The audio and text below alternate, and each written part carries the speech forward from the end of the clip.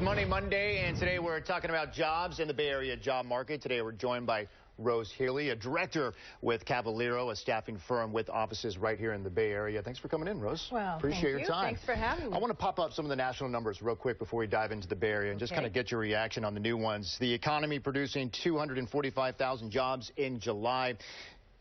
Economy producing 173,000 jobs just this past August. Official unemployment rate now at 5.1%. Your reaction? Well, my reaction is it's not surprising. There's nothing alarming in these numbers.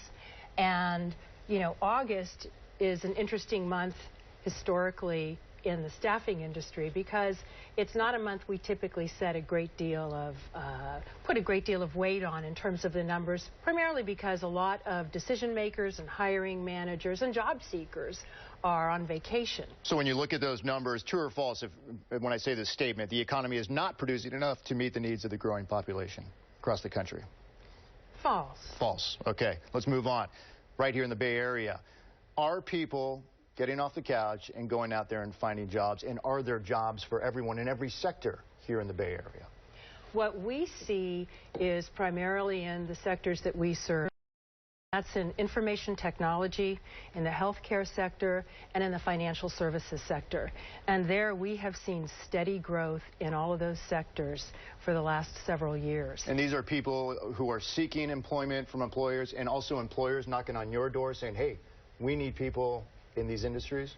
Exactly, okay. Exactly. Like information technology being an example, we have continued and steady demand for people with experience in data security, in data analytics, in infrastructure build out, and in mobile and in cloud services. So are we kind of in our own little bubble here?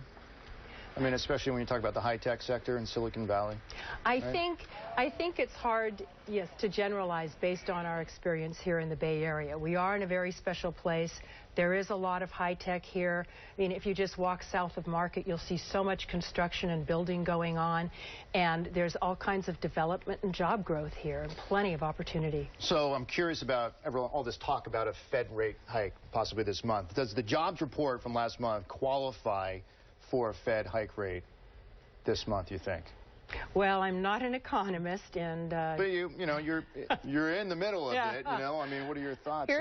Here's what we expect to see. Regardless of what the Fed decides to do, we are still expecting to see here in the Bay Area that there will remain to be job growth.